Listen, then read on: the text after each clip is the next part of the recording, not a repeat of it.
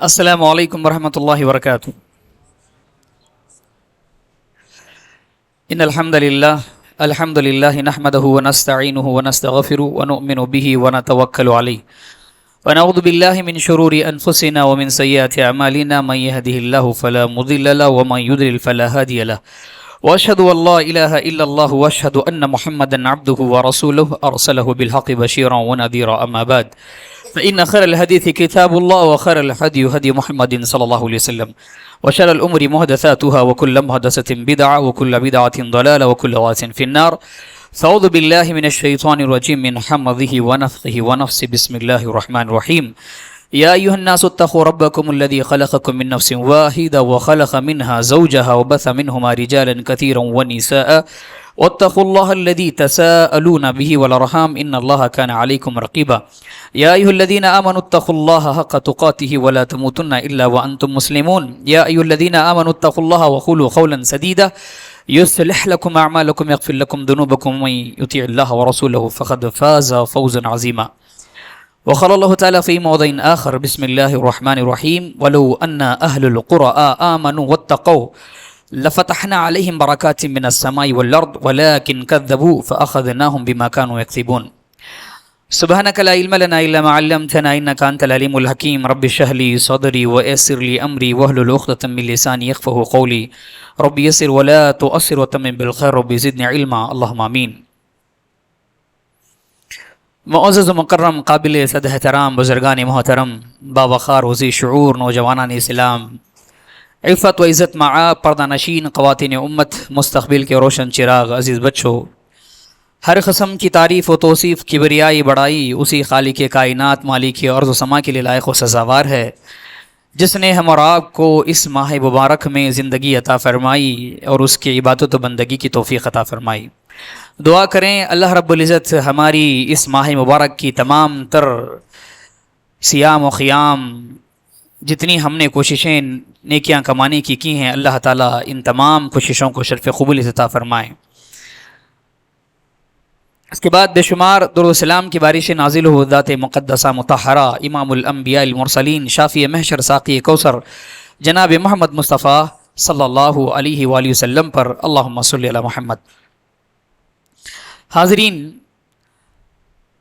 میں اپنی بات کی ابتدا کرنے سے پہلے مناسب سمجھوں کہ جو نوجوان ہیں ماشاءاللہ اٹھے کھٹے ہیں، جن کو ٹیک کی ضرورت نہیں پڑتی، ان سے ادباً واجزاً گزارش کروں کہ محفل کے آداب میں سے ادب نہیں ہے کہ آپ جو ہیں بالکل ٹیک لگا کر بیٹھیں۔ ادب یہ ہے کہ آپ محفل میں قریب آ کے بیٹھیں، کیونکہ مجالس کے آداب ہوتے ہیں، ان مجلسوں کے آداب کو سمجھنا اور اس کے حساب سے عمل کرنا یہ ہمارے لیے ضروری ہے، کیونکہ نبی کریم صلی اللہ علیہ وسلم نے ارشاد فرمایا کہ جہاں پر وہ مجلسیں جہاں پہ اللہ کا ذکر ہوتا ہے، ان مجالس میں فرشتوں کا نزول ہوتا ہے، حفتہم الملائکہ، اور فرشتے اپنے پروں سے ان مجلسوں کو ڈھانپ لیتے ہیں۔ اس اعتبار سے ہمیں ضروری ہے کہ ان مجلسوں کے آداب کا پاس و لحاظ رکھیں، اس کے آداب کی پامالی نہ کریں، خطیب میں رکھنے کی کوشش کروں۔ لیکن تمہیداً دو تین باتیں آپ کے سامنے رکھوں گا، وہ یہ ہے کہ سوالی انداز سے میں آپ سے سوال کروں کہ آج کون سی رات ہے؟ کون کہیں گے؟ کون سی رات ہے؟ 27ویں رات ہے، ماشاءاللہ۔ اور اس رات کو کیا کہا جاتا ہے؟ جی، لیلۃ القدر کہا جاتا ہے، ٹھیک ہے۔ تو سوال یہ ہے کہ یہ آج کی جو رات ہے 27ویں رات ہے، کیا یہی رات لیلۃ القدر کی ہے؟ یہی رات لیلۃ القدر کی ہے؟ دیکھیں، اگر آپ میرے ساتھ رہیں گے تو پھر مجھے بھی جو ہے آپ کے ساتھ چلنے میں مزہ آئے گا۔ اگر میں ہی جو ہے بولتا جاؤں اور آپ صرف خاموشی سے سنتے جائیں، اس میں تھوڑی باتیں جو ہے سمجھ میں نہیں آ سکیں گی۔ مقصد یہ ہے کہ چند باتیں جو ہم کہتے ہیں وہ آپ کے سمجھ میں آ جائیں، آپ کے ذہن و قلب میں بیٹھیں، تو یہ زیادہ بہتر ہے، ہمارا آنا جو ہے یہ کامیاب ہو جائے گا، ٹھیک ہے۔ سوال یہ تھا کہ جو ہے یہ رات لیلۃ القدر کی رات ہو سکتی ہے، حتمی کوئی فیصلہ نہیں سنایا جا سکتا، ٹھیک ہے۔ لیکن جو ہمارے اندر ایک غلط فہمی پھیل چکی ہے کئی سارے مسلمانوں میں، کہ خصوصی طور پر 27ویں تاخرات کو ہی لیلۃ القدر کی رات سمجھا جاتا ہے.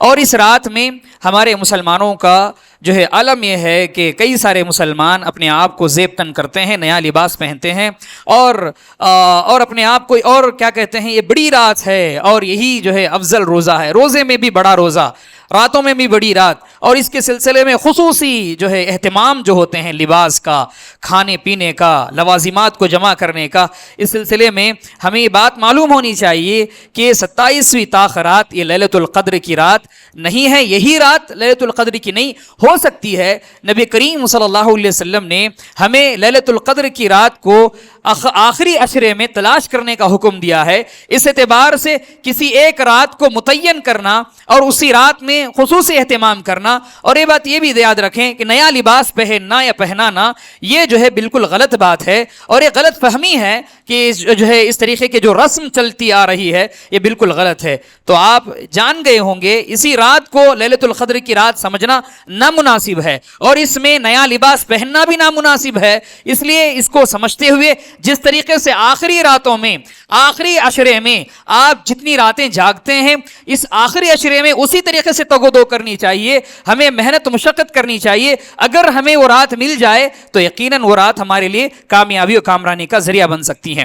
ایک اور سوال یہ ہے کہ ہماری زندگی کسی کی 60 سال ہے, 50 سال ہے, 40 سال ہے, اب سے آپ سے کوئی یہ سوال کر لے, آپ سے کوئی یہ پوچھ لے کہ جو ہماری زندگیوں میں اتنی راتیں آ کر چلی گئیں یا اتنے رمضان آ کے چلے گئیں, کیا ہم نے اس رات کی خصوصیت کو سمجھنے کی کوشش کی ہے؟ کیا ہم میں کا کسی میں یہ فہم ہے یا اس کے علم کو جانتا ہے یا اس کے پاس یہ نالج ہے کہ اس رات کے خصوصیات کو سمجھ سکیں؟ میں کہوں تو بے جانا ہوگا کہ ہم میں کا اکثر و بیشتر ایک رسمی طور پر, رسمانہ طور پر جو ہے ہم رمضان کے مہینے کو گزار دیتے ہیں, ہم ان تاخراتوں کو گزار دیتے ہیں. ہماری تاخراتیں دیکھیں, لوازمات کو جمع کرنے میں, چائے پینے میں اور دوسرے جو ہے لوازمات کو کھانے میں یا گپے شپے مارنے میں ہم اپنی راتوں کو گوا دیتے ہیں. ہونا تو یہ چاہیے کہ رسالت مآب صلی اللہ علیہ وسلم نے اور قرآن کریم میں اللہ رب العزت نے اس رات کی اہمیت اور فضیلت اور اس کی افادیت کو جو بیان فرمائی ہے اس کو پامال کرتے ہوئے نظر آتی ہیں. جو اصل روح اس رات کی ہے, جہاں عبادتوں کا مقصد اس رات کا ہے, ہم اس رات میں کھانے پینے میں, کھانے بنانے میں, اور ہمارا المیہ یہ ہے, دیکھیں بعض مساجد کے سامنے باقاعدہ جو ہے چولہے لگائے جاتے ہیں, باقاعدہ اہتمام کیا جاتا ہے سحری کا. کیا وجہ ہے؟ آپ کو کیا ضرورت پڑی ہے کہ آپ ساری رات بیٹھ کر جو ہے چولہے کے سامنے کھانے بنانے میں اپنے رات کو ختم کر دیں, کسی کی سحری کی تیاری کے لیے آپ ساری رات ختم کر دیں, اور جو روح اصل عبادت ہے اس کو آپ پامال کر دیں, تو پھر اس سے بڑی بے ادبی کیا ہو سکتی ہے؟ آج ہمارے مساجدوں کا عالم یہ ہے کہ جہاں ہم ان کی فضیلتوں کو بیان کرتے ہیں لیکن ہم اس کی پامالی کرتے ہوئے نظر آتے ہیں. اور ہمیں ہمارا المیہ بھی یہ ہے, اگر کسی سے سوال کر لیا جائے کہ آپ کی زندگی میں اتنے رمضان آ کر گئے ہیں, آپ کی زندگی میں اتنی راتیں جو ہے آ کر چلے گئے ہیں, بھلا بتا تو صحیح کہ آپ کو ان راتوں کی کیا خصوصیت معلوم ہے؟ تو میں کہوں تو جو ہے ہم میں کا کوئی ایک دو جو ہے لوگ جان سکتے ہیں کہ اس کی کیا خصوصیات ہے. کوئی بیان کر سکیں گے اس کی کیا خصوصیت ہے؟ ایک خصوصیت کوئی بولو دیکھیں گے, ایک خصوصیت بتاؤ اس رات کی, کون کہیں گے؟ بتائیں. ماشاءاللہ, بارک اللہ فیک, ماشاءاللہ, بہترین بات ہے. ایک خصوصیت ہمیں معلوم ہو گئی, صرف 1000 مہینوں کی بدتر ہے. آپ کو معلوم ہے 7 خصوصیات ہیں اس رات کی. کتنی؟ 7 خصوصیات ہے. کبھی ہمیں یہ فرصت ملی ہے کہ ہم جو ہے کبھی اٹھا کر پڑھ سکیں, کبھی سمجھ سکیں, کبھی جان سکیں کہ جو رات ہماری زندگی میں آنے والی ہے, جن راتوں کو ہم ایسے ہی گزار دیتے ہیں, ہم نے اس کو کیا سمجھا ہے, اس کی خصوصیات کا علم ہمیں ہے کہ نہیں ہے. آپ سے کوئی سوال کرے کہ آپ جو ہے اتنی رات جاگتے ہیں, اس کا مقصد کیا ہے, تو آپ کیا جواب دیں گے؟ بس ایسے ہی رسمانہ طور پر ہم جو ہے رمضان المبارک کی ان راتوں کو گزار دیتے ہیں, بس ایسے ہی زندگی ختم ہو جاتی ہے. میرے عزیز یہ بات یاد رکھیں, وقت ناکافی ہے ورنہ میں سوال اور زیادہ بھی کر سکتا تھا. بتلانے کا مقصد یہ ہے کہ اس رات کو لایانی چیزوں میں, اس رات کو لوازمات کو جمع کرنے میں, اس رات کو اچھے اچھے کھانے پینے میں, یا اس کو جو ہے ایسے ہی چائے کی چسکیاں لیتے ہوئے اس رات کو نہ گزاریں, بلکہ اس رات میں کثرت سے کثرت سے آپ جو ہے استغفار کرنے کی کوشش کریں. دیکھیں اس رات کی خصوصیتوں میں اللہ کے رسول اللہ رب العزت نے سورۃ القدر نازل فرمائی ہے. معلوم ہے کہ نہیں معلوم ہے آپ کو؟ سورۃ القدر کبھی فرصت ملے تو جناب والا اٹھا کے پڑھیں آپ. کبھی آپ کو فرصت ملے جہاں آپ سوشل میڈیا میں اتنے وقت گزار دیتے ہیں, آپ جو ہے ریلز دیکھنے میں, ٹک ٹاک دیکھنے میں اتنا وقت ضائع کر دیتے ہیں, کبھی آپ کو فرصت ملی ہے کہ آپ جو ہے اٹھا کر کچھ چیزیں اس میں حاصل کرنے کی کوشش کریں؟ ہرگز نہیں. اس لیے میں آپ کو کہہ رہا ہوں, دیکھیں اٹھائیں سورۃ القدر اٹھائیں. تھوڑی دیر کے لیے صرف 5 منٹ کا وقت ملے گا آپ کو. 5 منٹ میں سورۃ القدر میں آپ کو ساری باتیں آ جائیں گی. دیکھیں وہ رات ہے جس میں اللہ نے قرآن کو نازل فرمایا ہے. اس کی خصوصیت ایک ہے کہ نزول قرآن ہے, فرشتوں کا نزول ہوتا ہے, معاملات طے کیے جاتے ہیں, اور یہ رات کی عبادت 1000 مہینوں کی راتوں سے بہتر ہے. اور یہ رات امن والی رات ہے, سلامت والی رات ہے, اور اس رات میں اللہ تعالیٰ مغفرت فرماتا ہے. رسالت مآب صلی اللہ علیہ وسلم نے بیان فرمایا, اگر آپ اس رات کو پا لیتے ہیں تو اس رات میں کثرت سے دعا کرنی چاہیے. میں یہی سمجھوں گا کہ ماشاءاللہ ثم ماشاءاللہ ہم میں سے ہر کسی کو یہ دعا یاد ہوگی. یاد ہوگی کہ نہیں یاد ہوگی؟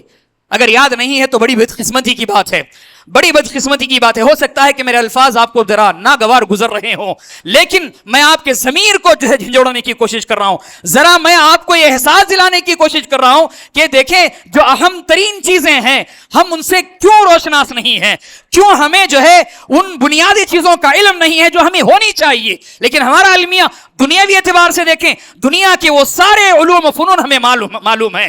ہم جس کیٹیگری کے ہیں اس کیٹیگری میں ہمیں پورا عبور ہے. آپ جس کے تاجر ہیں اس کی ساری جو ہے آپ کو ساری جو ہے فہم, اس کا نالج ہے. لیکن یہ وہ علم ہے, یہ وہ اعمال ہیں جس کو حاصل کرنے سے, جس کے فہم کو آپ لے لینے سے, جس کے نالج کو اختیار کرنے سے آپ کی دنیاوی زندگی اخروی زندگی کامیاب ہو سکتی ہے. لیکن المیہ ہمارا یہ ہے, ہم نے ان چیزوں کو رسمن ادا کرنا سیکھ لیا ہے. ہم نے اس کو جو ہے فہم کے اعتبار سے, نالج کے اعتبار سے, اس کے نالج کو حاصل کرنا ہم نے نہیں سیکھا. بس بچپن سے سنتے آ رہے ہیں, بوڑھے ہونے تک ہم سنتے رہیں گے, لیکن کبھی ہمیں توفیق ہوئی نہیں ہے اس کو جاننے کی, اس کو سمجھنے کی, اس کو حاصل کرنے کی. ہم نے تو سمجھ لیا ہے کہ تو علماء کا کام ہے, علماء آئیں گے بتاتے رہیں گے, ہمارے امام صاحب کا کام ہے وہ تو سناتے رہیں گے. پر ہمارا کام تو یہی ہے کہ ہم تجارتوں میں مشغول رہیں, ہم جو ہے اپنی روزمرہ کی زندگی میں مشغول رہیں. وہ لوگ یاد رکھیں, دیکھیں یہ ایک نعمت ہے, اس کے سلسلے میں اللہ سوال کرے گا, اللہ پوچھے گا, اللہ آپ سے پوچھے گا بندے بتا تو صحیح زندگی تجھے 60 سال کی گزار کے آیا, 70 سال کی گزار کے آیا, کیا کر کے آیا, کتنا فہم حاصل کر کے آیا؟ تو کیا کہو گے میرے عزیز؟ میں نے جو ہے اصلاحتاً میں نے آپ کے سامنے یہ بات رکھنے کی کوشش کی ہے کہ آپ اس کو رسمن نہ سمجھیں بلکہ اس کے فہم کو سمجھنے کی کوشش کریں. بنیادی چیزیں, فنڈامنٹل جو ہیں, اس کی بنیادی وہ جو باتیں ہیں, ان باتوں کو اپنے ذہن و قلب میں بٹھانا یہ مسلمانوں کے لیے ضروری ہے. غیروں کی طرح ہماری جو ہے المیہ نہیں ہونی چاہیے. الغرض میرے عزیز, میں نے تمہیدن میں باتیں آپ کے سامنے رکھنے کی کوشش کی کہ جس ماہ کو آپ اتنی اہمیت دیتے ہیں اس ماہ کے نالج آپ نے کہاں تک حاصل کی ہے, اس کی فہم آپ نے کہاں تک حاصل کی ہے. اگر نہیں ہے تو کوشش یہ کریں کہ میں سمجھنے کی کوشش کروں کہ رمضان المبارک کا جو مہینہ آیا ہے اس کا مقصد کیا ہے, اس کے روزوں کا مقصد کیا ہے, قیام و سیام کا مقصد کیا ہے, لیلۃ القدر کے کیا مقاصد ہیں. مسلمان ہونے کے اعتبار سے ان سارے چیزوں کو جاننا سمجھنا ہمارے لیے ضروری ہے. یہ ہمارے لیے اہمیت کے حامل ہے. جب تک آپ کسی کے مقصد کو نہیں سمجھیں گے اس پر عملی جامہ پہنانے میں بھی آپ کو جو ہے اتنا شوق و ذوق پیدا ہو سکتا ہے. الغرض اللہ سے دعا کریں, اللہ تعالیٰ مجھے اور آپ کو ان باتوں کو سمجھنے کی, ان باتوں کو سیکھنے کی, اس کے نالج کو حاصل کرنے کی اللہ تعالیٰ مجھے اور آپ کو توفیق عطا فرمائے اور اس پر عملی جامہ پہنانے کی توفیق عطا فرمائے. حاضرین, ویسے میں نے آپ کے سامنے یہ بات رکھی تھی کہ میرا موضوع یہ ہے کہ برکتوں کے اسباب اور اس کی اہمیت کیا ہے. اس پر میں اپنی گفتگو کو جو ہے ابتدا کرتا چلوں. یہ بات یاد رکھیں, دیکھیں دنیا کی کامیابی میں سے ایک اہم ترین کامیابی یہ ہے کہ جس انسان کی زندگی میں برکتیں حاصل ہو جائیں اس کی زندگی کامیاب ہے. آپ دیکھیں دنیا کے اندر کئی سارے مالدار آپ کو ملیں گے, صاحب اقتدار, صاحب مال, وہ سارے لوگ آپ کے سامنے موجود ہیں, لیکن اگر ان کی زندگیاں برکتوں سے خالی رہیں تو زندگی کامیاب زندگی نہیں ہے. آپ دیکھیں کتنے ایسے مالدار نہیں ہیں جن کے پاس جو ہے مال کی ریل پیل ہے, امیری کا شجر جن کے آنگن میں لگا ہوا, لیکن پریشان نظر آتے ہیں, لیکن حیران نظر آتے ہیں. نہ جانے کئی پریشانیوں کے جو ہے دلدل میں پھنسے ہوئے नित नई परेशानियां उनकी जिंदगी में आते हैं। वजह क्या है? वजह यही है, मालदार होने के बावजूद भी अमन सुकून, चैन सुकून व इत्मीनान की जिंदगी उनको हासिल नहीं है, जो बरकतों से वो चीज हासिल होने वाली है। जो हमारी जिंदगी में अगर बरकतें आई तो ये बात याद रखें, कामयाब जिंदगी की अलामतों में से एक अहम तरीन अलामत यह है कि अल्लाह हमारी जिंदगी में बरकतें अता फरमाए। ये कामयाब जिंदगी की दलालत है। सिर्फ मालदार हो जाना कामयाब जिंदगी नहीं, बल्कि बरकतों से मालामाल होना ये कामयाब जिंदगी की अलामत है। बरकत किसे कहते हैं? अब देखें, बरकत कहते हैं कसरतुल खैर, अल बरकतु कसरतुल खैर, जिसके पास खैर कसीर हो। खैर कसीर हो यानी बहुत सारी भलाइयां की चीजें जिसकी जिंदगी में आ जाए उसको बरकत कहा जाता है। और बरकत ये जो है दवाम है, जो हमेशा हमेशा रहने वाली चीज है। और बरकत के माने ये भी हैं कि खिल्लत कसरत पे गालिब आ जाए। समझ रहे? बरकत किसे कहते हैं? खिल्लत कसरत पे गालिब आ जाए। इसका मतलब क्या है? छोटी आपके पास मुख्तसर चीज है, वो कई लोगों के लिए काफी हो जाए। आपके पास एक शख्स का खाना है, लेकिन वो एक शख्स का खाना 2-3 लोगों के लिए काफी हो जाए, इसका माना बरकत है। समझ रहे हैं आप?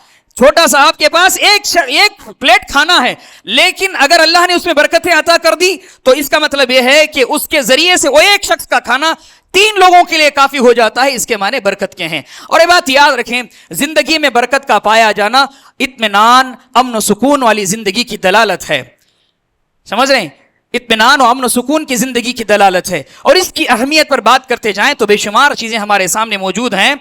आप देखें, अल्लाह के रसूल सल्लल्लाहु अलैहि वसल्लम ने बयान फरमाया कि सबसे पहले एक मुसलमान दूसरे मुसलमान से मुलाकात करता है तो क्या कहते हैं? क्या कहते हैं? अस्सलामु अलैकुम व रहमतुल्लाहि व बरकातुहू। देखिए, ये शिआर है इस्लाम का। इस्लाम का एक शिआर है कि अल्लाह के रसूल सल्लल्लाहु अलैहि वसल्लम ने बयान फरमाया अस्सलामु क़ब्ल अल कलाम, बात करने से पहले सलाम क्या करें। हमें मालूम होना चाहिए कि सलाम क्या है। सलाम ये बरकत है, बरकतों की दुआ है, सलामत वाली दुआ है। हम इससे आशनास नहीं है, हमें रोशनास नहीं है, हम इसका इल्म नहीं है हमारे पास। हम सलाम तो करते हैं, लेकिन सलाम में क्या है? अस्सलामु अलैकुम, अल्लाह तुम पर सलामती करे। अस्सलामु अलैकुम व रहमतुल्लाह, अल्लाह की रहमत हो। और फिर व बरकातहू, अल्लाह तुम पर बरकतें नाजिल फरमाए। अल्लाहु अकबर। देखें, अल्लाह के रसूल सल्लल्लाहु अलैहि वसल्लम ने ये जरूरी करार दिया। और एक मुसलमान का दूसरे मुसलमान के हक में से सब पहला हक यह है कि रद्दुस सलाम, सलाम का जवाब दे। बात करने से पहले सलाम किया करें। सलाम करना यह बरकतों का बहुत बड़ा जरिया है। यहां तक कि अल्लाह रब्बुल इज्जत ने कुरान करीम में इरशाद फरमाया कि ईमान वालों, जब तुम अपने घरों में दाखिल हो तो तुम सलाम करके दाखिल हुआ करो। समझ रहे हैं? सलाम करके दाखिल हुआ करो। क्या हमारे पास सलाम का ये रिवाज, सलाम का जो शियार इस्लाम है, क्या हमने इसको इस्तेमाल करना सीखा है? हमने तो आज मॉडर्निज्म दौर है, हमने तो हाय हेलो बाय का जो लफ्ज इस्तेमाल कर लिया। कभी हमने किसी से मुलाकात कर ली, हाय बाय के तौर पर हमें मुलाकात कर ली। भला बचलाएं कि जो इस्लाम का शियार है, जो दुआ है बरकतों की, हमने इसको इस्तेमाल करना नहीं सीखा। आप घर में जा रहे हैं, घर में जाते हुए आपको चाहिए कि सलाम करके जाएं। ये जो है उसूल अल्लाह रब्बुल इज्जत ने बयान फरमाई है कि देखिए, सलाम करके दाखिल होना घरों में बरकत की जो है एक दलालत है। और इसी तरीके से अल्लाह के रसूल सल्लल्लाहु अलैहि वसल्लम ने जब आपके लिए कोई मेजबान, आपके मेहमान नवाजी करता है तो मेहमान के लिए चाहिए कि मेहमान मेजबान के लिए दुआ करे। हमारा अलमिया यह है कि हम किसी के यहां दावत के लिए जाते हैं, दावत के लिए जाकर जो है हम तो खाना तनावुल कर लेते हैं, लेकिन हम उसमें नकाइस निकाल के आते हैं। फला चीज ऐसी थी, खट्टी थी, मीठी थी, फला थी। लेकिन रिसालत मआब सल्लल्लाहु अलैहि वसल्लम ने हमें तरबियत जो है दी है कि जब भी आप किसी के मेजबानी करके वापस आए, मेहमान के लिए अल्लाह के रसूल सल्लल्लाहु अलैहि वसल्लम ने यह बात बतलाई कि मेहमान मेजबान के हक में दुआ करे। वो दुआ क्या है हमें याद नहीं है। हमें तो खाने पे कमेंट करना मालूम है, हम लवाजिमात पे कमेंट करना तो जानते हैं, लेकिन इतनी अहम तरीन दुआ अल्लाह के रसूल सल्लल्लाहु अलैहि वसल्लम ने हमें सिखलाई है, उन दुआ से हम नाशना है। ये देखें, मेरे अजीज, माज़िरतन मैं आपको ये बात अर्ज कर रहा हूं कि हम अपने आप को मुसलमान कहते हैं, बुनियादी चीजों से हम कैसे लाइल्म हैं। अल्लाह के रसूल सल्लल्लाहु अलैहि वसल्लम ने दुआ सिखलाई है। वो दुआ ये है, अल्लाहुम्मा बारिक लहुम फीमा रज़क़तहुम वग़फिर लहुम वरहमहुम। अल्लाह के रसूल सल्लल्लाहु अलैहि वसल्लम ने ये दुआ सिखलाई। देखिए, जहां भी आप खाने के लिए जाएं, अल्लाह के रसूल सल्लल्लाहु अलैहि वसल्लम ने तालीम दी कि आप मेजबान के हक में दुआ देकर आए। और वो दुआ क्या है? बरकतों की दुआ है। अल्लाहुम्मा बारिक लहुम फीमा रज़क़तहुम, अल्लाह जिन्होंने मुझे खाना खिलाया है, अल्लाह तू उनके रिज़्क़ में बरकत अता فرما, اللہم بارک لہم فیما رزقتہم واغفر لہم ورحمہم. اللہ اکبر. کتنی دعائیں, برکت کی دعائیں, رحمت کی دعائیں, استغفار کی دعائیں. تو یہ بات معلوم ہوتی ہے کہ اگر آپ کسی کو کھانا کھلائیں تو کھانا کھلانا یہ استغفار کی دلیل ہے. اللہ تمہارے گناہوں کو معاف کرنے والا ہے اگر آپ دوسروں کو کھانا کھلاتے ہیں. اور کھانا کھانے والے ضروری ہے کہ کھانا کھلانے والے پر دعا کریں. وہ دعا یہی ہے, اللہم بارک لہم فیما رزقتہم واغفر لہم ورحمہم. انشاءاللہ سیکھیں گے انشاءاللہ. دیکھیں دنیا کے سارے علوم آپ کے سامنے ہیں, کبھی آپ نے 5 منٹ وقت نکال کر ان ضروری دعاؤں کو سیکھنے کی کوشش کی. اس لیے ضرورت ہے کہ ان دعاؤں کا اہتمام کریں. یقیناً آپ کی یہ دعائیں سامنے والے کی زندگی میں اگر وہ دعائیں قبول ہو گئیں تو بھلا بچلائیں کتنی برکتوں کی ریل پیل اللہ تعالیٰ ان کی زندگی میں لا دے گا. اسی طریقے سے یہاں تک کہ برکت کے سلسلے میں خود اللہ کے رسول صلی اللہ علیہ وسلم نے دعا کی. آپ کو درود ابراہیم یاد ہے کہ نہیں یاد ہے؟ یاد ہے؟ اگر یاد نہیں ہے تو یاد کریں, جس کے بغیر آپ کی نماز نہیں ہو سکتی. آپ تشہد میں بیٹھ رہے ہیں, درود ابراہیم نہیں پڑھیں گے تو پھر کیسے بتائیں آپ کی دعائیں کیسے, آپ کی نمازیں کیسے قبول ہو سکتی ہیں؟ اللہم صلی علی محمد وعلی آل محمد کما صلیت علی ابراہیم وعلی آل ابراہیم انک حمید مجید. اللہم بارک علی محمد وعلی آل محمد. اللہم بارک علی محمد کا مطلب کیا ہے؟ اے اللہ تو محمد پر برکتیں عطا فرما. وعلی آل محمد, یہ برکتیں اتنی اہمیت کے حامل ہیں کہ اللہ کے رسول صلی اللہ علیہ وسلم نے خود اپنے لیے درود ابراہیم میں دعا کی, اللہم بارک علی محمد وعلی آل محمد. اے اللہ تو محمد پر برکت عطا فرما جیسے, اور آل محمد پر برکت عطا فرما, کما بارکت علی ابراہیم وعلی آل ابراہیم انک حمید مجید.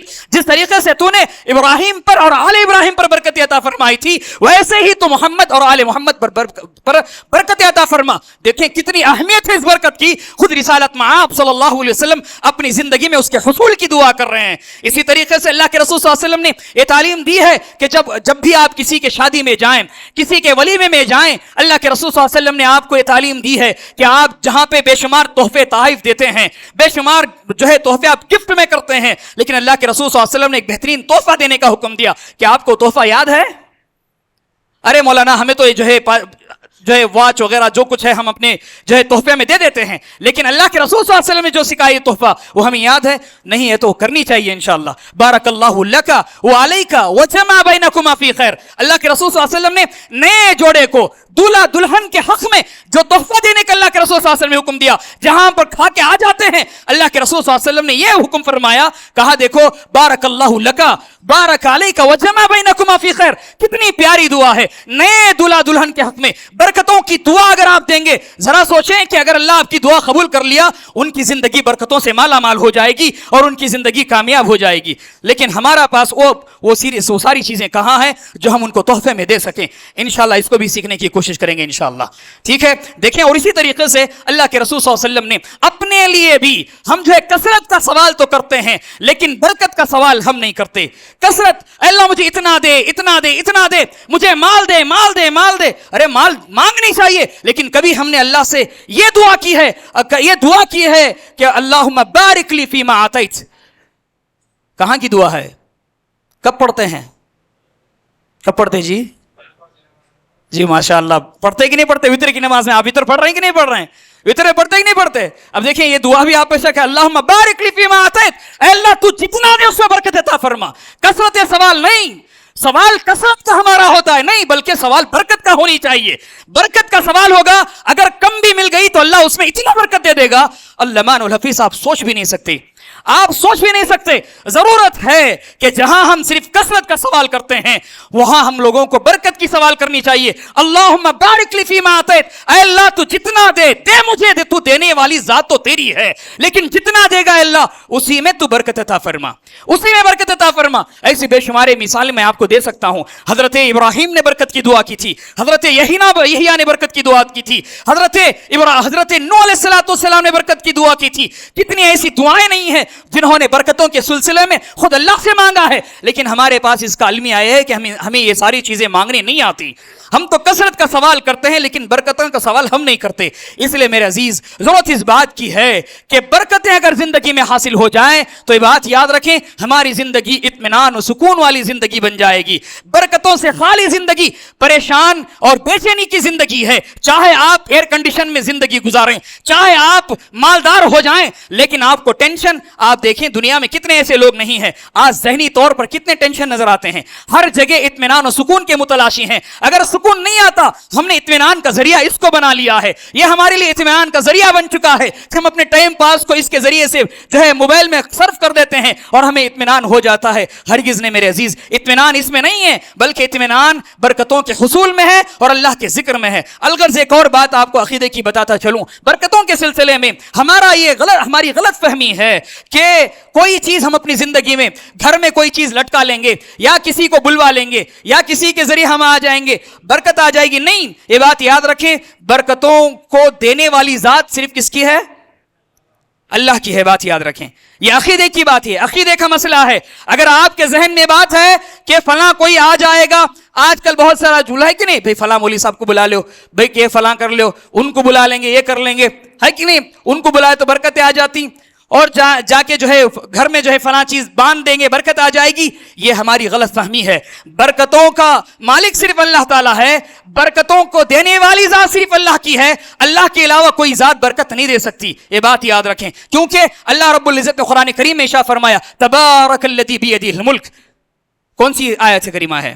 سورہ ملک کی آیت کریمہ ہے جس میں اللہ رب العزت نے کہا تبارک الذی بیدہ الملک, بابرکت ہے وہ ذات. اللہ کے علاوہ کوئی ذات بابرکت نہیں ہو سکتی, بابرکت نہیں ہو سکتی. ہاں, اللہ ذریعہ بنا سکتا ہے. کیا کر سکتا ہے اللہ تعالیٰ؟ ذریعہ بنا سکتا ہے. میں اور ایک مثال آپ کو دوں, آپ حیران و شزر رہ جائیں گے. بخاری کی روایت ہے, اللہ کے رسول صلی اللہ علیہ وسلم کی ذات بھی اللہ رب العزت نے آپ کو بابرکت بنا کے بھیجا ہے. اللہ کی ذات کے اللہ رب العزت نے نبی کریم صلی اللہ علیہ وسلم کو بابرکت بنا کے نازل فرمایا ہے, اور برکت بھی اللہ کی جانب سے آتی ہے اللہ کے رسول صلی اللہ علیہ وسلم کے پاس. جیسا کہ میں نے آپ کے سامنے رکھا ہے کہ بخاری کی روایت ہے, اللہ کے رسول صلی اللہ علیہ وسلم اور اصحاب رسول سفر میں تھے, اچانک جو ہے پانی خالی ہو جاتا ہے, پانی نہیں ہے وضو کے لیے, پانی پینے کے لیے. اللہ کے رسول صلی اللہ علیہ وسلم سے اصحاب رسول نے بیان کہا کہ اللہ کے رسول, پانی ہمارے پاس ختم ہو جائے, صرف ایک پیالہ ہے جس سے جو ہے ناکافی ہے. اللہ کے رسول صلی اللہ علیہ وسلم نے اس پانی کے پیالے کو منگوانے کا حکم دیا. جب اللہ کے رسول صلی اللہ علیہ وسلم کے پاس اس پانی کے پیالے کو لایا گیا, اللہ کے رسول صلی اللہ علیہ وسلم نے اپنی انگلیاں اس پیالے میں داخل فرماتے ہیں, داخل فرما کر اتنی دعا کرتے ہیں, اور اللہ رب العزت اس پیالے میں اتنی برکت عطا کرتا ہے کہ جو چھوٹا سا پیالہ تھا سارے لوگوں کے لیے کافی ہو گیا. اصحاب رسول بیان کرتے ہیں کہ اللہ رب العزت نے اس پیالے میں اتنی برکت عطا کر دی کہ جتنے لوگ تھے سب لوگ جو ہے پانی سے سیراب ہو گئے, وضو بھی کر لیا, جو پانی جھونکا تھا ویسے ہی تھا. اصحاب رسول حیران و شزر ہیں کہ اللہ کے رسول کی کیسی برکتیں آ گئی. تو اللہ کے رسول صلی اللہ علیہ وسلم فوراً اصحاب رسول صلی اللہ علیہ وسلم کو جو ہے ان کے خیالات اپنی طرف مبذول کرتے ہیں, اور اللہ کے رسول اس پیالے کو اٹھاتے ہیں.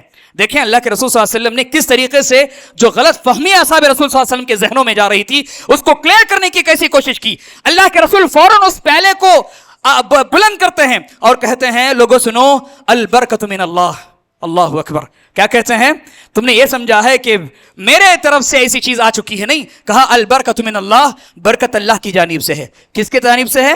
برکت اللہ کی جانب سے ہے. تو میرے عزیز یہ بات معلوم ہو گئی ہوگی کہ برکت کی اہمیت اور برکت کا مالک صرف اللہ تعالیٰ ہے, اس کے علاوہ کوئی برکتیں نہیں دے سکتا. دیکھیں اس کے اسباب کے سلسلے میں 2-3 باتیں آپ کے سامنے رکھوں. سب سے پہلی بات یہ ہے کہ دیکھیں ہم اپنی زندگی کو ذرا یہ محاسبہ کریں, ٹٹول کر دیکھیں کیا واقعتاً ہماری زندگی برکتوں سے مالا مال ہے کہ نہیں ہے. اگر نہیں ہے تو اس کو تلاش کرنے کی کوشش کریں. دیکھیں ہمارے پاس مال و متاع ہے لیکن اس کے باوجود بھی بے چینیاں ہیں. آج دیکھیں کئی سارے لوگ زندگی بہت سارے ہیں جو ایک گھر میں کئی سارے لوگ کمانے والے. ایک دور تو وہ ہوتا تھا کہ گھر کا ایک فرد کماتا تھا, سب بیٹھ کے کھاتے تھے, تھا کہ نہیں دور. لیکن آج گھر کے سارے لوگ کماتے ہیں پھر بھی پریشانیاں ہیں, پھر بھی مصیبتیں ہیں. گھر میں سارے لوگ کمانے والے, سارے لوگ جو ہے کر رہے ہیں لیکن پھر بھی پریشانیاں ہیں. ایک دور تو وہ تھا کہ ایک کماتا سب بیٹھ کے کھا لیتے تھے. بتلانے کا مقصد یہ ہے کہ حالت حاضرہ میں یہ برکتوں سے خالی ہماری زندگیاں ہیں. کیوں ہے اس کو جو ہے سمجھنے کی ضرورت ہے. کئی سارے ایسے اسباب ہیں جس پر ہم نے عملی جامہ نہیں پہنایا ہے. سب سے پہلی بات یاد رکھیں, میں نے جس آیت کریمہ کو آپ کے سامنے رکھی تھی سورہ اعراف کی آیت نمبر 96 آپ اٹھائیں. اللہ رب العزت نے اس میں اسباب بیان فرمایا ہے، اس میں وہ کوالٹیز بیان فرمائے ہیں، وہ صفات بیان فرمائے ہیں جس کے اختیار کرنے سے یقیناً آپ کی زندگیاں برکتوں سے مالا مال ہو سکتی ہے اور آپ کی زندگیاں کامیاب ہوگی۔ سب سے پہلی بات اللہ رب العزت نے بیان فرمایا وَلَوْ أَنَّ أَهْلُ الْقُرَىٰ آمَنُوا وَاتَّقَوْا لَفَتَحْنَا عَلَيْهِمْ بَرَكَاتٍ مِّنَ السَّمَاءِ وَالْأَرْضِ وَلَٰكِن كَذَّبُوا فَأَخَذْنَاهُمْ بِمَا كَانُوا يَكْسِبُونَ۔ اللہ رب العزت نے اس آیت کریمہ میں بیان فرمایا وَلَوْ أَنَّ أَهْلُ الْقُرْىٰ، اگر قریے والے، بستی والے ایمان لے کر آئیں، آمنوا واتقوا، اور ایمان کے ساتھ تقوی والی زندگی گزاریں گے، لفتحنا علیہم برکات من السماء والارض، ہم ان کے لیے آسمان و زمین سے برکتوں کی برکت نازل فرمائیں گے۔ اللہ اکبر۔ سب سے پہلی بات کیا کرنا ہے کہ آمنوا واتقوا، ایمان لائیں اور تقوی سے اشعار زندگی گزاریں۔ اگر یہ صفت آپ کے اندر آ گئی تو لفتحنا علیہم برکات من السماء والارض، اللہ بیان فرماتا ہے کہ ہم انہیں آسمان و زمین سے برکتوں کی بارش نازل فرمائیں گے، ان کی زندگی برکتوں سے مالا مال کریں گے۔ اب آپ تو خوش ہو گئے ہوں گے، بھئی ہمارے پاس ایمان بھی ہے، تقوی بھی ہے۔ یہ بات یاد رکھیں، صرف ایمان، ہمارا ایمان والے ہیں بولنے سے کافی نہیں، بلکہ ہمارا ایمان ویسا ہونی چاہیے جیسے ہونے کا حق حاصل ہے۔ کیا ہمارا ایمان ویسا ہے جس طریقے سے ہونا ہے؟ ہمارا ایمان ویسا نہیں ہے جس طریقے سے اصل ہونی چاہیے۔ اور دیکھیں، ہمارا ایمان اصحاب رسول صلی اللہ علیہ وسلم جیسا ایمان ہونی چاہیے۔ آج ہم اتنی ایمان کے کمزور ہیں کہ چھوٹی چھوٹی باتوں پر آج دیکھیں کئی سارے لوگ ایمان سے بیزارگی، اسلام سے بیزارگی اور ایمان کو چھوڑ کر غیروں کی طرف جا رہے ہیں۔ کیسی مثالیں دی جا سکتی ہیں؟ اس لیے اللہ رب العزت نے قرآن کریم میں ارشاد فرمایا فَإِنْ آمِنُوا بِمِثْلِ مَا آمَنْتُمْ بِهِ فَقَدِ اهْتَدَوْا۔ اللہ نے بیان فرمایا دیکھو تمہارا ایمان ایسا ہو جیسے نبی کے صحابہ کا تھا، فَقَدِ اهْتَدَوْا، تم کامیاب ہو جاؤ گے۔ اصل مسئلہ یہ ہے کہ ہم اپنے آپ کو ایمان والا کہتے ہیں، لیکن ہمارا ایمان ویسا نہیں جیسا ہونی چاہیے۔ جازم ایمان، استقامت دین ہمارے پاس نہیں ہے۔ ہم جو ہے روپیوں کے ٹکڑوں پہ اپنی ایمان کی سودے بازی کرنے والے، کوئی نعرہ لگا لیتا ہے تو ہم اپنی ایمان کی سودے بازی کرنے والے۔ اصحاب رسول صلی اللہ علیہ وسلم کی زندگیاں تو ایسی تھی کہ ان کی زندگیوں میں ایمان اتنا امپورٹنٹ تھا کہ اس ایمان کے خاطر اپنی زندگیاں قربان کرنے کے تیار تھے۔ لیکن افسوس یہ ہے کہ ایمان، اپنے آپ کو ہم ایمان والا کہتے ہیں لیکن ہمارا ایمان ویسا نہیں جیسے ہونی چاہیے۔ آپ دیکھیں اصحاب رسول صلی اللہ علیہ وسلم کی زندگیاں جو کامیاب تھی، وہ بکریاں چرانے والے تھے، وہ کوئی بڑے محلات میں زندگی گزارنے والے نہیں تھے، بکریاں چرانے والے، اور ان کو بازاروں میں بیچا جاتا تھا۔ لیکن جب اسلام قبول کرتے ہیں، ایمان والے ہوتے ہیں، اللہ رب العزت ان کو اتنا سرخرو فرماتا ہے کہ اللہ اکبر، وہ بکریاں چرانے والے سارے دنیا پر حکومت کرنے والے بن گئے تھے۔ سمجھ رہے ہیں آپ؟ وہ بکریاں چرانے والے تھے، وہ جو ہے ایسے ہمارے جیسے جو ہے ویل سیٹل زندگی نہیں تھی، ان کی زندگیاں پریشان کن زندگیاں، لیکن ایمان ایسا لے کر آئے تھے کہ ساری دنیا پر کیا حاکم بن گئے تھے۔ آپ کو معلوم ہونا چاہیے کہ جنگ بدر جو پیش آئی تھی، جنگ بدر میں اللہ رب العزت نے اصحاب رسول صلی اللہ علیہ وسلم کو جو کامیابی عطا فرمائی وہ کیا تھا؟ جو کامیابی اللہ رب العزت نے عطا فرمائی تھی وہ کیا تھی؟ اور جنگ بدر رمضان کے مہینے میں کب پیش آئی تھی؟ رمضان کے مہینے میں، روزے کی حالت میں۔ اور جنگ بدر میں اصحاب رسول صلی اللہ علیہ وسلم اسلحے سے لیس نہیں تھے، بلکہ کوئی خالی ہاتھ گیا ہوا، کسی کے پاس تلوار ہے، کسی کے پاس نہیں ہے، کسی کے پاس ڈھال ہے، ایسے جو ہے گئے تھے۔ اور کتنے تھے جنگ بدر میں؟ 313۔ معلوم ہے کہ نہیں معلوم ہے؟ اللہ اکبر۔ وہ 313 تھے، لرزتا تھا زمانہ، وہ 313 تھے، لرزتا تھا زمانہ۔ آج ہم لاکھوں کروڑوں ہیں غلامی کے عالم میں، ہم غلام بنے ہوئے ہیں۔ وجہ کیا؟ ایمان، اپنے آپ کو ایمان والا کہتے ہیں، لیکن اللہ کی ذات پر اور اس کی وحدانیت پر ہمارا ویسا ایمان نہیں جیسے اصحاب رسول کا تھا۔ جنگ بدر میں صرف گنے چنے اصحاب رسول تھے جنہوں نے ہزاروں کی لشکر پر جو ہے فتح بھی حاصل کر لی تھی، حاصل کی تھی نہ کی تھی۔ لیکن افسوس یہ ہے کہ ہماری کامیاب زندگی کیسے ہو سکتی ہے کہ ہمارا ایمان اتنا کمزور ہو، اور حالت حاضرہ میں ہمارا ایمان تو اتنا کمزور ہو چلا ہے جس طریقے سے اللہ کے رسول صلی اللہ علیہ وسلم نے ارشاد فرمایا لوگوں ایک زمانہ ایسا آئے گا قیامت کے قریب کہ تم اپنے ایمان کی حفاظت کرنا اتنا مشکل تر مسئلہ بن جائے گا جس طریقے سے آپ اپنے ہتھیلی میں آگ کا شعلہ رکھنا۔ آج یہی ہوئے کہ نہیں، صبح میں مسلمان ہیں تو پھر شام ہوتے ہوتے کافر ہو رہے ہیں، شام میں مسلمان ہیں تو پھر صبح ہوتے ہوتے کافر ہو جائیں گے۔ ایسا دور آئے گا، کیا وہ دور نہیں ہے؟ ذرا دیکھیں کہ آج سوشل میڈیا میں اٹھائیں، کتنے ایسے واقعات ہمیں دیکھنے کو نہیں ملتے کہ جو ہے مسلمان لڑکیاں، مسلمان لڑکے دین اسلام کو چھوڑ رہی ہیں، دین اسلام کو چھوڑ کر غیر اقوام کی جو ہے طرف جا رہی ہیں۔ میرے عزیز 2 سال کی رپورٹ کے مطابق 2 لاکھ سے کئی زیادہ لڑکیاں جو ہے اس ایمان سے جو ہے ہاتھ دھو بیٹھی ہیں۔ اسلام کو چھوڑ دیا ہے. مسئلہ کہ یہی ہے کہ ہم نے ایمان, اپنے آپ کو ایمان والا کہہ رہے ہیں, لیکن ایمانی جو زندگی ہونی چاہیے ہمارے پاس وہ زندگی نہیں, تو پھر بھلا بتلائیں کہ ہم کیسے کامیاب ہو سکتے ہیں. اور اسی طریقے سے اللہ رب العزت نے شرط لگا دی, صرف ایمان کافی نہیں, واتقوا, اللہ نے بیان فرمایا تقوی شعار زندگی اختیار کرو. ایمان ہے تو ایمان کے ساتھ اللہ رب العزت کا خوف اور ڈر اختیار کرو. تقوی شعار زندگی ضروری ہے. آپ بزنس کر رہے ہیں, اگر آپ نے دھوکہ دہی کی استعمال کر لی, اگر آپ نے کسی کو اپنی تجارت میں دھوکہ دے دیا, تو بھلا بتلائیں آپ کی تجارتوں میں کیسے برکت آ سکتی ہے؟ آ سکتی ہے. ایمان والے تو ہیں آپ, لیکن آپ تجارت میں اگر کسی کو آپ نے دھوکہ دے دیا, کسی کو غلط کے طریقے سے آپ نے جو ہے دھوکے سے مال ہڑپ کر لیا, تو بھلا بتلائیں آپ کی تجارتوں میں, آپ کے رزق میں اللہ کیسے برکت دے سکتا ہے؟ اسے ضرورت ہے کہ ایمان کے بعد تقوی اختیار کیا جائے, تقوی والے بنے. ایمان کے بعد اصحاب رسول صلی اللہ علیہ وسلم کی زندگیاں ہمارے سامنے موجود ہیں. وہ صرف ایمان والے نہیں تھے, ایمان کے ساتھ ساتھ تقوی شعار زندگی ان کی ہوا کرتی تھی. اللہ سے ڈرنے والے تھے, جب جا کے اللہ رب العزت نے ان کو سرخرو فرمایا ہے. لیکن ہمارا المیہ, ہم مسلمان اپنے آپ کو کہتے ہیں ایمان والا تو کہتے ہیں, لیکن تقوی شعار زندگی ہماری نہیں ہے, تقوی سے خالی ہماری زندگی ہے. تو پھر بھلا بچلائیں اللہ تعالی ہماری زندگیوں میں برکتیں اور کامیابیاں اللہ کیسے داخل فرما سکتا ہے. اس لیے ضرورت ہے کہ جہاں ہم ایمان والے ہیں اس کے ساتھ ساتھ تقوی والے بنے. تقوی کا مطلب آپ تو جانتے ہیں, اللہ سے ڈرنا. جانتے کہ نہیں جانتے؟ تقوی کا مطلب کیا ہے؟ اللہ سے ڈرنا. میرے عزیز, اللہ سے ڈرنا نہیں ہے بلکہ اللہ کی پکڑ سے بچنا ہے. تقوی کا کیا مطلب ہے؟ اللہ کی پکڑ سے بچنا ہے کہ اللہ مجھے کوئی کام کروں گا تو اللہ مجھے پکڑے گا. اتقوا النار ولو بشق التمر. اللہ کے رسول صلی اللہ علیہ وسلم نے ارشاد فرمایا کہ دیکھو تم اپنے آپ کو جہنم کی آگ سے بچاؤ, چاہے ایک کھجور کے ٹکڑے سے کیوں نہ ہو. آپ اللہ کے پکڑ سے بچنے کی کوشش کریں, یہ اصل تقوی ہے.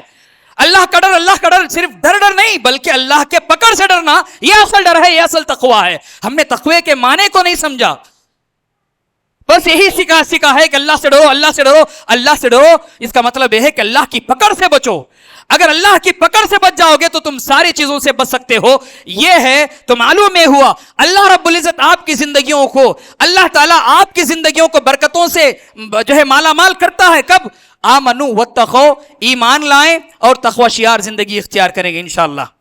یہ پہلی بات تھی. اور دوسری بات یہ ہے, اگر آپ چاہتے ہیں کہ اللہ تعالیٰ آپ کی زندگی میں جو ہے برکت عطا فرمائے, آپ چاہتے ہیں کہ اللہ تعالیٰ آپ کی زندگی کو کامیاب کرے, تو آپ کو چاہیے کہ قرآن سے اپنا رشتہ جوڑیں, قرآن سے اپنا تعلق پیدا کریں, قرآن کو اپنی زندگی میں الہ امن بنائیں, قرآن کی تلاوت کریں, قرآن پر غور و تدبر کریں. کیونکہ اللہ رب العزت نے قرآن کریم میں ارشاد فرمایا ھذا کتاب انزلناہ مبارکہ. اللہ بیان فرماتا ہے کہ ہم نے اس کتاب کو بابرکت بنا کے نازل فرمایا ہے. یہ کتاب برکتوں والی کتاب ہے. یہ کتاب ایسی نہیں ہے کہ آپ اس کو جو ہے جزدان میں لپیٹ کے رکھ دیں. ہم نے کیا سمجھ لیا ہے کہ قرآن کی عظمت میں, اس کے تقدس میں, اس کی فضیلت میں ہم نے قرآن کو ہر جزدان میں لپیٹ کر, اور ہم سمجھنے لگے کہ گھر میں برکت آتی ہے. اور پھر دیکھیں برکتوں کے سلسلے میں ہماری غلط فہمیاں یہ ہے کہ کوئی ایسے بھی ہیں کہ اللہ ہماری زندگی میں برکت دے تو قرآن کے ساتھ ہمارا تعلق یہ ہے کہ قرآن کی صورتوں کو, خلق کی صورتوں کے تصاویر بنا کر اپنے گھروں کے دیوار پہ لگا لیتے ہیں. لگا لیتے کہ نہیں لگا لیتے؟ اور بعض لوگ یاسین سورہ کے فوٹو کو جو ہے اپنے گھر پہ دیواروں پہ چسپاں کر لیتے ہیں. اور بعض لوگ یہ بھی ہیں کہ جس طریقے سے حروف مقطعات ہیں اس کے فوٹو کو بنا کر دکان و مکان کی خیر و برکت کے لیے ایسے تصاویر اپنے گھر میں اور اپنے مکان میں لگا لیتے ہیں, اس نیت سے کہ اگر یہ چیزیں ہمارے گھر میں رہیں گی تو پھر ہمارے گھر میں برکتیں آئیں گی. یہ بات یاد رکھیں, اگر آپ سارے قرآن کو بھی اپنے گھر پہ دیواروں پہ لکھوا لیں اور آپ کی تمنا یہ ہو کہ اللہ تعالیٰ اس کے ذریعے سے ہمارے گھر میں برکتیں آئیں گی, کعبے کے رب کی قسم تمہارے گھر میں برکت نہیں آ سکتی, ہرگز نہیں آ سکتی. ہم نے قرآن کے ساتھ معاملہ یہی کر لیا ہے کہ ہم نے قرآن کو صرف لپیٹ کر رکھنے سے یہ سمجھ لیا ہے کہ ہمارے گھر میں برکت آ جائے گی. ہم نے قرآن کو صرف اس لیے استعمال کر لیا ہے کہ مردوں کو بشکانے کے لیے, قرآن خوانی کے لیے, یا اپنی بیٹی کو بیاہ کرتے ہوئے شادی میں اس کو تحفے دیتے ہوئے قرآن کے ساتھ بھیجنے کے لیے ہم نے قرآن کے ساتھ یہی معاملہ اختیار کیا. کبھی ہمیں توفیق نہیں ہوئی قرآن اٹھا کر پڑھنے کی, قرآن کھول کر اس کی تلاوت کرنے کی, قرآن کو سمجھنے کی, قرآن کی تلاوت کرنے کی. المیہ اس قوم کا یہ ہے, المیہ اس قوم کا یہ ہے کہ ہمیں قرآن پڑھنے سے نہیں آتا. بھلا بتلائیں کہ اگر آپ کو قرآن کی تلاوت نہیں آتی تو پھر اللہ کے پاس آپ کیا منہ دکھاؤ گے؟ میرے عزیز یقیناً یہ بات آپ کو ناگزیر گزر رہی ہوگی، یقیناً آپ کو یہ بات ہضم نہیں ہو رہی ہوگی کہ آپ کو چاہیے کہ آپ اپنے آپ کو مسلمان کہتے ہیں، ایمان والا کہتے ہیں، تو آپ کو چاہیے کہ قرآن کو جو ہے تلاوت کرنے والے بنے، قرآن پڑھنے والے بنے، قرآن کو سمجھنے والے بنے. یہ جو ہے اصل چیز ہے. اور میرے عزیز اللہ کے پاس کیا جواب دو گے؟ اللہ پوچھے گا بندے بتا زندگی تیری 60 سال 70 سال کی گزار کے آیا، قرآن کتنا پڑھ کے آیا؟ کیا کہو گے؟ اے اللہ میں قرآن سیکھاش نہیں کیسے پڑھتا، یہ کہو گے. میرے عزیز یہ بات یاد رکھیں، دنیا میں سب سے بڑا بدقسمت انسان وہ ہے، دنیا کا سب سے بڑا بدقسمت انسان وہ ہے جو قرآن کو اس کی زبان میں پڑھنا نہ جانتا ہو، کیونکہ یہ اللہ کی سب سے بڑی نعمت ہے. یہ اللہ کی نعمت ہے، اللہ کا کلام ہے، مخلوق نہیں. یہ اللہ کا کلام ہے، اس کلام کو پڑھنا سمجھنا ضروری ہے. ہم نے صرف یہ سمجھ لیے ہیں کہ قرآن پڑھانے والے کوئی ہیں، ہم پڑھا جو ہے ان کے پیچھے پڑھ لیں گے، نہیں، بلکہ بحثت مسلمان ہونے کے آپ کو چاہیے کہ قرآن پڑھنے والے، قرآن کی تلاوت کرنے والے بنے. اور ذرا دیکھیں گھروں میں قرآن کی تلاوت نہ ہو، بھلا بتلائیں کہ آپ کے گھروں میں خیر و برکت کیسے آتی ہے. اور پھر ہماری گھروں کی ماں اور بہنیں اگر گھروں میں کوئی چیز پریشانی آ جائی تو پریشانی کا واویلا مچاتے ہیں. کبھی ہماری گھروں کو تو ہماری عورتوں کو توفیق ہوئی کہ قرآن گھر میں جو ہے کھول کے پڑھنے کی کوشش کریں؟ کیسے ہو سکتی ہے؟ جہاں کر نبی کریم صلی اللہ علیہ وسلم نے ارشاد فرمایا. آج دیکھیں کئی سارے المیہ یہ ہے کہ بہت سارے یہ شکایت کرتے ہیں کہ جو ہے دیکھو مولوی صاحب ہماری بیٹی کو جن پکڑ لیا یا اپنی بیوی کو جن آ گیا، کوئی جادو کروا دیا، گھر میں برکت نہیں ہے، گھر میں پریشانیاں ہیں. واویلا مچاتے کہ نہیں مچاتے؟ سارے لوگوں کے در بدر بھٹکتے ہیں. دیکھیں ذرا کیا مسئلہ ہے، اور گئے اس کے پاس، فلاں کے پاس، فلاں کے بعد جاتے ہیں، کیا کچھ کرواتے ہیں. نبی کریم صلی اللہ علیہ وسلم نے ارشاد فرمایا کہ دیکھیں اگر آپ گھر میں قرآن کی تلاوت کرتے ہیں، ان الشیطان ینفر من البیت، اللہ کے رسول صلی اللہ علیہ وسلم نے بیان فرمایا کہ شیطان اس گھر سے بھاگ جاتا ہے، اس گھر سے بھاگ جاتا ہے. جس گھر میں سورہ بقرہ کی تلاوت ہوتی ہے، جس گھر میں سورہ بقرہ کو پڑھا جائے اس گھر سے شیطان بھاگ جاتا ہے. کیا کبھی ہم نے یہ توفیق ہوئی ہے کہ گھروں میں قرآن کھول کر تلاوت کرنے کی؟ ہماری خواتین کو تو جو ہے موبائل میں فرصت تو نہیں رہتی، اس کو چھوڑ کے بیٹھے پھر کیسے قرآن کی تلاوت کریں؟ اللہ ماشاءاللہ ماشاءاللہ، دعا کریں اللہ تعالیٰ ان کی عمر میں درازی عطا فرمائے. کچھ ہے جو قرآن کی تلاوت باقاعدہ کرتی ہیں ماشاءاللہ. لیکن قرآن گھر میں بے برکتی کی بنیادی وجہ یہ بھی ہے کہ آپ نے اپنے گھروں میں ایمانی اور اسلامی طور و طریقے زندگی کو چھوڑ دیا اور قرآن کو پس پش ڈال دیا اور قرآن کو بالا خانے میں رکھ کر جزدان میں لپیٹ کر آپ پہ رکھ دیا. اس کو کھول کر پڑھنے کی آپ کو توفیق نہیں ہوئی تو پھر نہیں معلوم کہ کون سے چیزیں ہمارے گھروں میں داخل ہو جاتے ہیں. اس لیے ضرورت ہے کہ نبی کریم صلی اللہ علیہ وسلم نے ارشاد فرمایا کہ یہ کتاب برکتوں والی کتاب ہے، یہ کتاب برکتوں والی کتاب ہے. ھذا کتاب انزل اللہ مبارکہ، اللہ رب العزت نے اس کتاب کو بابرکت بنا کے نازل فرمایا ہے. ضرورت ہے کہ اس کتاب کے ساتھ ہمارا معاملہ ایسا ہونی چاہیے کہ ہم اس کتاب کو کھول کر پڑھیں، اس کی تلاوت کریں گے تو یقین جانیے ہمارے گھروں سے نحوستیں، بے برکتیاں اور یہ جن و شیاطین کے حربے، یہ ساری چیزیں ختم ہو سکتی ہیں. آپ کو کہیں اور جانے کی ضرورت نہیں، آپ کو در بر بھٹکنے کی ضرورت نہیں، آپ کو جو ہے فلاں جگہ جانے کی ضرورت نہیں، بلکہ آپ اپنے گھروں میں بیٹھی رہیں، قرآن پڑھتی جائیں. دیکھیں اللہ تعالیٰ کس طریقے سے آپ کے گھروں میں برکتیں نازل فرماتا ہے. اور پھر جو ہے برکتیں نہیں تو پھر جو ہے واویلا مچاتی ہیں بے برکتی کا، اور اپنے شوہر کی جو ہے بے بنیاد چیزیں اٹھا کر لوگوں کے سامنے بیان کرنا شروع کر دیتی ہیں. جہاں جو ہے ہونی تو یہ چاہیے کہ خصوصی طور پر عورتیں اہتمام کریں گھروں میں قرآن پڑھنے کی. اور میرے عزیز اس اعتبار سے، اس ماہ کے اعتبار سے میں آپ کو بتاتا چلوں، یہ ماہ بھی اتنا اہم تر ماہ ہے جس میں اللہ رب العزت نے قرآن کریم کو نازل فرمایا. فرمایا کہ نہیں فرمایا؟ ہے کہ نہیں؟ اللہ رب العزت نے اس قرآن کریم کو ماہ مبارک میں نازل فرمایا. اور دیکھیں نازل کرنے والا بھی بابرکت، اور جس ماہ میں نازل کی گئی وہ بھی بابرکت ہے، اور جس رات میں نازل کی جا رہی ہے وہ رات بھی بابرکت ہے. تو پھر بھلا بتلائیں کہ اتنی برکتی چیزیں ایک ساتھ جمع ہو کے آ رہی ہیں تو پھر ہم کیوں نہ اپنے گھروں کے اندر اس کا اہتمام کریں؟ انشاءاللہ کریں گے انشاءاللہ. دیکھیں اگر آپ قرآن پڑھنا نہیں سیکھے ہیں، قرآن پڑھنا آپ نے نہیں سیکھا ہے تو کوشش کریں قرآن پڑھنے کی انشاءاللہ، کوشش کریں سیکھنے کی انشاءاللہ. چاہے زندگی کے آپ عمر کے کسی بھی موڑ میں کیوں نہ ہو، کسی بھی موڈ میں کیوں نہ ہو، تاکہ اللہ کے پاس کھڑے ہو جائے. ثم لتسألن یومئذ عن النعیم. اللہ رب العزت نے سورہ تکاثر میں بیان فرمایا کل قیامت کے دن اللہ تعالیٰ ایک ایک نعمتوں کو یاد دلا کے پوچھے گا، بندے بلا بتا تو نے میری نعمت کا کیا استعمال کیا؟ قرآن اللہ کا کلام ہے، نعمت ہے کہ نہیں نعمت ہے؟ اللہ پوچھے گا یہ نعمت جو میں نے تمہارے لیے دی تھی، یہ نعمت جو میں نے تمہیں عطا کی تھی، اس نعمت کے ساتھ تمہارا رویہ کیا رہا؟ اللہ کے پاس یہی کہو گے اے اللہ زندگی بھر جو ہے میاں جو ہے بیوی بچوں کے مسائلوں کو حل کرتا کرتا، ان کے مسائلوں کو سلجھا تھا ایسے الجھ گیا، تیرا قرآن نہیں سیکھ سکا، قرآن نہیں پڑھ سکا، یہی جواب دو گے؟ اور لوگوں علمان الحفیظ دیکھیں، یہ بات یاد رکھیں، اللہ نے زندگی باقی رکھی ہے تو کم از کم کوشش کریں قرآن پڑھنے کی، انشاءاللہ قرآن پڑھنے کی کوشش کریں۔ ہمارا المیہ تو یہ ہے کہ ہم قرآن کو دوسرے زبان میں پڑھنے کی کوشش کرتے ہیں، کنڑا زبان میں لے لیں، جو ہے انگلش زبان میں رومن جانتے ہیں کہ نہیں جانتے آپ؟ رومن کنڑا میں چلو رومن کنڑا میں پڑھتے ہیں۔ آپ کو معلوم ہے، علماء موجود ہیں، پوچھ لیں تلفظات کتنی غلط ہوتی ہیں اس کے اندر، زیر زبر کی کتنی غلطیاں ہوتی ہیں، تلفظات کی کتنی غلطیاں ہوتی ہیں، اور ہم سمجھتے ہیں کہ قرآن پڑھ لیا۔ نہیں میرے عزیز، کوشش کریں، آپ کوشش کریں قرآن سیکھنے کی، قرآن کو سمجھنے کی کوشش کریں۔ جہاں ہم زندگی میں کئی سارے چیزیں سمجھنے کی کوشش کرتے ہیں، یہ اللہ کا کلام ہے، پھر کہہ رہا ہوں یہ اللہ کا کلام ہے، اللہ کی مخلوق نہیں، یہ اللہ کا کلام ہے۔ جب اللہ کا کلام ہے تو اللہ کی صفت ہے، گویا جب قرآن کی تلاوت آپ کرتے ہیں گویا آپ رب رحیم و کریم سے ڈائریکٹ جو ہے بات کر رہے ہیں۔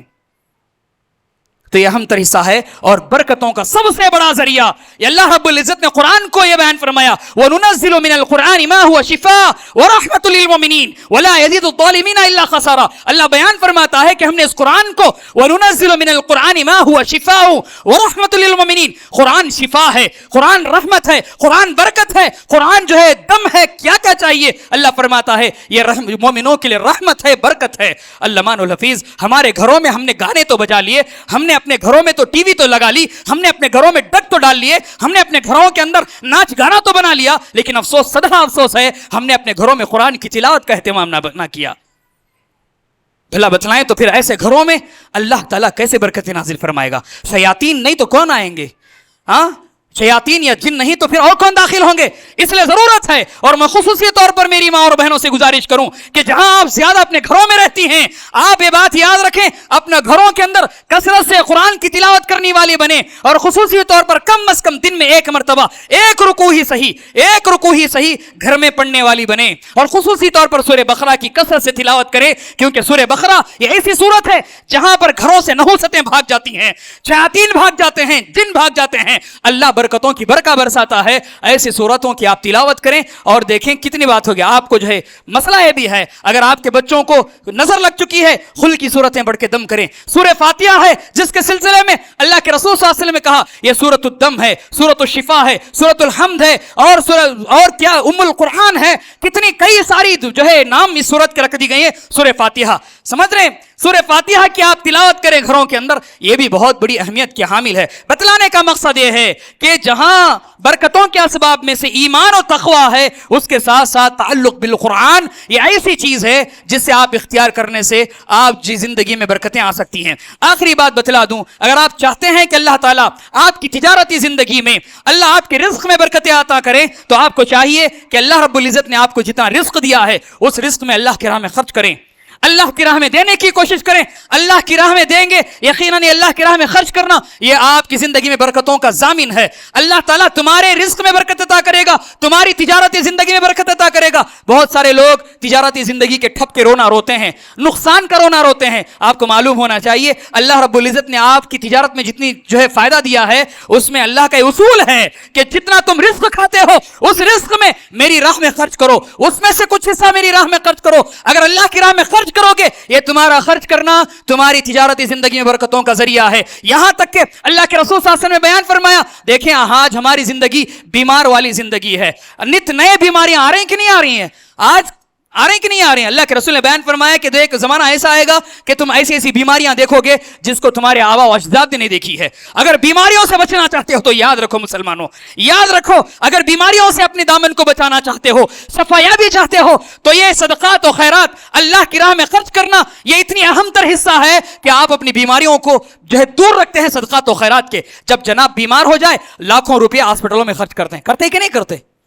جب طاقت تھی، قوت تھی، جب اچھی صحت تھی، اللہ کی راہ میں دینے سے تو رہے، لیکن جب بیمار ہو کر مرض پر جو ہے بیڈ پہ پڑے رہیں، لاکھوں روپیہ بے دریغ خرچ کر رہے ہیں، کیا معاملہ ہوگا؟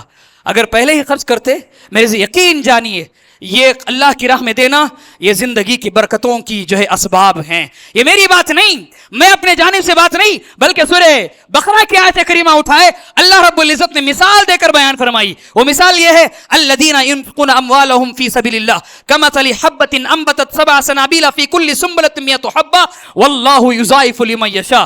اللہ اکبر, کتنی بہترین آیت کریمہ ہے. غالباً آیت نمبر 155 ہے, آپ اٹھائیں اس آیت کریمہ کو اٹھا کے پڑھیں. اللہ رب العزت نے برکتوں کے ذریعے کو بیان کرتے فرمایا جو لوگ اللہ کی راہ میں خرچ کرتے ہیں. الذین ينفقون اموالهم فی سبیل اللہ کمثل حبۃ انبتت, اللہ رب العزت نے ارشاد فرمایا گویا وہ اب ایک دانہ جو ہے زمین پہ بو رہے ہیں. مثال اللہ کے رسول اللہ رب العزت نے دی کہ وہ لوگ جو اللہ کی راہ میں خرچ کرتے ہیں ان کی مثال ایسی ہے گویا زمین میں ایک دانہ بو رہے ہیں. کمثل حبۃ انبتت سبع سنابل فی کل سنبلۃ مئۃ حبۃ.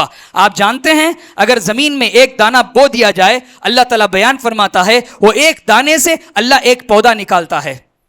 سمجھ رہے ہیں, ایک دانے سے ایک پودا نکلتا ہے, اور پھر اللہ بیان فرماتا ہے پھر اس پودے میں انبتت سبع سنابل فی کل سنبلۃ مئۃ حبۃ, اللہ بیان فرماتے ہیں اس پودے میں پھر اللہ تعالیٰ 7 بالیاں نکالتا ہے. کتنے؟ 7 شاخ, 7 بالیاں نکل گئیں, اور پھر اللہ بیان فرماتا ہے ہر شاخ میں 100 دانے. کتنے؟ 100 دانے. کتنے دانے ہوئے؟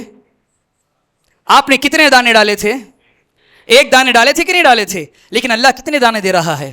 ایک کے بدلے 700 دے رہا ہے. اللہ اکبر, اللہ اکبر, یہ کتنا بہترین سودا ہے. آج ذرا دنیا میں اگر کوئی کمپنی والے آپ کو انویسٹ کے لیے کہہ دیں تو ماشاءاللہ سما ماشاءاللہ, آپ تو جانتے ہیں ایسے کئی ساری کمپنیاں آئیں اور آپ کو جو ہے کیا کرنا جو ہے کر کے چلی گئی ہیں. ماشاءاللہ ہماری امت تو, ہماری قوم تو اتنی نالجبل ہے اور اتنی ایڈوانس ہے کہ انویسٹ تو جو ہے وہاں کرتی ہے جہاں اس کو جو ہے فائدہ نظر آئے, اور ایسی ایسی کمپنیاں آپ کو ہیں. ماشاءاللہ ہمارا مسلمان کوئی 10 لاکھ ڈال دیا, کوئی 5 لاکھ ڈال دیا, کوئی جو ہے 50 لاکھ ڈال دیا. یہاں تک ایک رپورٹ کے مطابق امت مسلمہ کا جو ہے اتنا پیسہ برباد ہوا ہے ان چیزوں میں, اتنا پیسہ برباد ہوا ہے کہ امت مسلمہ جو ہے 10 سال پیچھے فائنانشیل کنڈیشن کے حساب سے چلی گئی ہے. کیا رکھے ہوئے تھے بھائی, خزانے بنا بنا کے رکھے ہوئے تھے. اب انویسٹمنٹ آ گیا, انویسٹ کرو گے, ارے بھائی پیسے کا پیسہ بھی رہے گا, اور پھر ماشاءاللہ مہینہ مہینہ ساری چیزیں آتی رہیں گی. اور آپ تو جانتے ہیں کہ ان کمپنیوں کا حال کیا ہوا, خود تو ڈوبے ہیں صنم, تم کو بھی لے کے ڈوبیں گے کا معاملہ ہوا. خود تو ڈوب گئی اور ساتھ میں امت مسلمہ کو لے کر ڈوب گئی.